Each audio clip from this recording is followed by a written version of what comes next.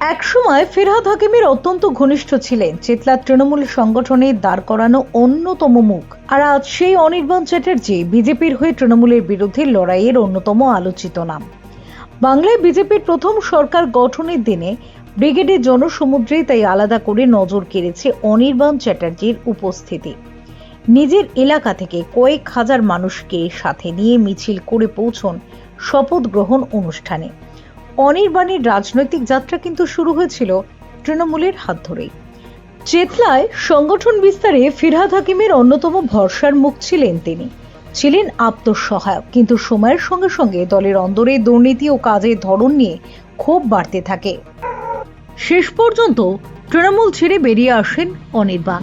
তার অভিযোগ, দল ছাড়ার পর থেকে শুরু হয় ভয় দেখানো, মিথ্যা মামলা, হামলা, এমনকি তার বাড়ি পর্যন্ত ভাঙচুর করা হয়। বাদ যায়নি তার বাবার মৃৎশিল্পের ঘরও। ব্যাংক অ্যাকাউন্ট ফ্রিজ করে দেওয়ার অভিযোগও তুলেছেন তিনি। এটা প্রতিশোধ তো নয়, এটা সবার ভালো করা।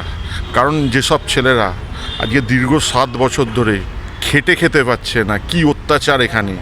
হ্যাঁ, ড্রাইভার গাড়ি চালায়, তার মালিকের বাড়িতে অত্যাচার, তাকে কাজে রাখা যাবে না, মানে এমন পথে বসিয়ে দেওয়া, আমার বাড়ি ভাঙচুর, এগুলো করে তো রাজনীতি হয় না দাদা। দেখুন আজকে সেই জায়গায় ওরা বসে রয়েছে, কিন্তু আমরা সবাইকে ক্ষমা করে দিয়েছি, আমরা কাউর মুখ লাগাই না, আমরা ওদের তোদের আমরা ছেড়ে দিলাম। আমরা চাই এলাকায় শান্তি থাকুক, ছেলেগুলো কাজকর্ম করে খাক, সবার কর্মসংস্থান হোক।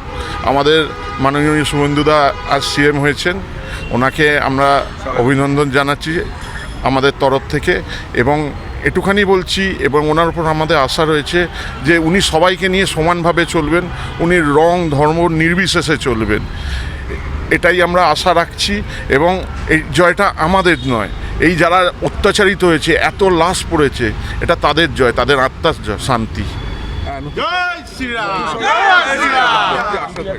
এবারের নির্বাচনে চেতলা ও সংলগ্ন এলাকায় তৃণমূলের ফল খারাপ হওয়া ও বিশেষ করে ফিরহাদ হাকিমের নিজের ওয়ার্ডে পিছিয়ে পড়ার দায়িত্বটা যেন নিঃশব্দেই নিয়েছিলেন তিনি।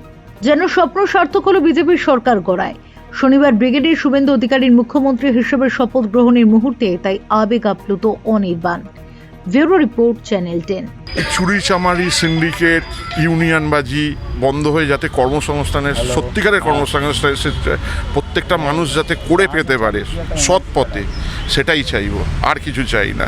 এছাড়া দাদা আছেন, শিক্ষার তো উন্নতি হবে, এবং আমাদের যারা জিতেছেন প্রত্যেকজন ভালো মানুষ, তারা কাজ করবেন, এবং নতুন সরকার কাজ করুক। আমরা যদি ভুল করি আমাদেরও শাস্তি হোক, সবার শাস্তি হোক যদি ভুল কেউ করে। এরপর মুকুল রায়ের হাত ধরে বিজেপিতে যোগ দেন অনির্বাণ। তারপর থেকে তৃণমূলের বিরুদ্ধে রাজনৈতিক লড়াই আরো জোরদার করেন। একসময় তাকে গ্রেফতারও করা হয়েছিল। ঘনিষ্ঠ মহলের দাবি, সেই সময় তৃণমূল সরকারের পতন না দেখে থামবেন না বলে শপথ নিয়েছিলেন অনির্বাণ।